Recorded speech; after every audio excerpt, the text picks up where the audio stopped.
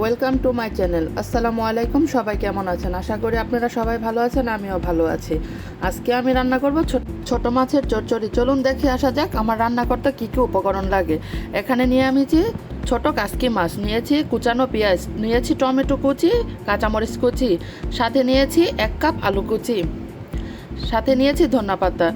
এখানে আমার কী কী লাগবে: আদা, রসুন, হলুদ গুঁড়ো, মরিচের গুঁড়ো, ধনিয়া গুঁড়ো, লবণ, আদা রসুনের পেস্ট।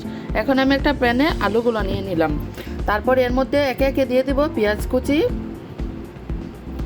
দিয়ে দিব আদা রসুনের পেস্ট, ধনিয়া গুঁড়া, মরিচের গুঁড়া, হলুদের গুঁড়া দিয়ে এর মধ্যে এখানে দিয়ে দিব আমি 3 টেবিল পরিমাণ সয়াবিন তেল দিয়ে এটা ভালোভাবে মেখে নিব। আমার শাশুড়ি মা বলে এটা যত মাখানো হবে ততই নাকি টেস্ট হবে। আশা করি আপনারা এভাবে ট্রাই করবেন। তার মধ্যে দিয়ে দিব টমেটো কুচি দিয়ে ওইটা আমি ভালো করে মেখে নেব। এটা মাখানো হলে যখন দেখব এরকম পানি ছেড়ে দিয়েছে, তখন এর মধ্যে আমি ঝোলের জন্য পানি অ্যাড করব।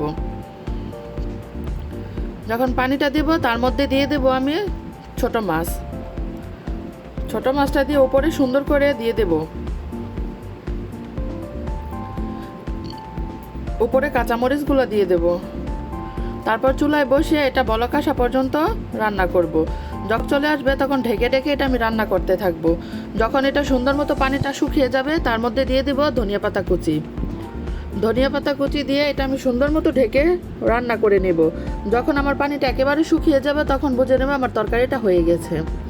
আশা করি আপনাদের কাছে আমার ভিডিওটা যদি ভালো লাগে অবশ্যই আমাকে জানাবেন। আল্লাহ হাফিজ, বাই।